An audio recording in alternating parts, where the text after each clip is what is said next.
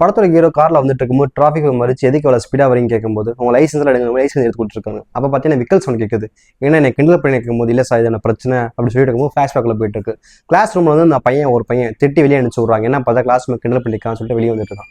அப்போ அந்த ரூமில் வந்து பிரின்சிபல் வந்துட்டு இருக்கும்போது என்ன வெளியே நிற்க கேட்கும்போது இல்லை சார் இது மாதிரி விக்கல் பிரச்சனை இருக்கு, ஆனால் அது யாரும் புரிஞ்சுக்க மாட்டாங்க, என்ன தப்பா நினச்சிட்டு இருக்கான்னு சொல்லும்போது பிரின்சிபல் அப்போ ஒரு ஐடியா பண்ணுறாரு. என்ன ஐடியா பண்ணுறா பார்த்தீங்கன்னா அந்த ஸ்கூல் ஆனுவல் டே அப்போ அந்த பையன் ஸ்டேஜ்லேயே பாட வைக்கிறாங்க.